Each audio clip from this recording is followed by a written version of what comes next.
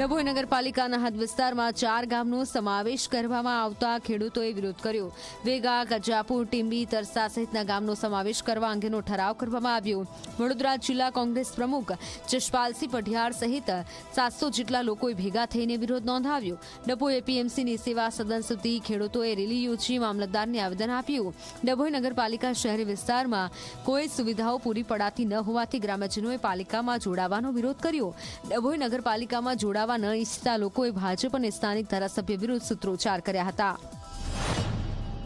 આવેદનપત્ર આપ્યો છે। અમે એવું કીધું છે કે અમારા 4 ગામ નગરપાલિકામાં ના જવા જોઈએ એવી અપીલ કરી છે। અમે જોડવામાં આવશે તો અમે તો કહીએ છીએ કે જોડાવું ના જોઈએ નહીં, અને જોડાશે તો અમે આગળ જવાનું હશે તો જઈશું ને ગમે તે કરીશું અમે।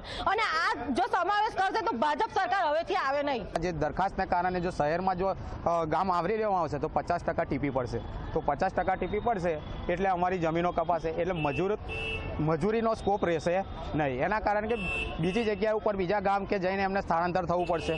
એટલા માટે અમારી માંગ છે કે અમારા જે ગામ છે પંચાયતો એ અમારી પોતાની રહેવા દો, અમારે કોઈ જરૂરિયાત નથી અને નગરપાલિકામાં એની સુવિધાની અમારે કોઈ જરૂર, કારણ કે 51,000 પબ્લિકની વચ્ચે જો અહીંયા આગળ એક નગરપાલિકામાં એક તલાટી કે એની જે સુવિધા થતી હોય એ અમારી એક ગ્રામ પંચાયતમાં એક તલાટી દ્વારા પૂરી પાડવામાં આવે છે।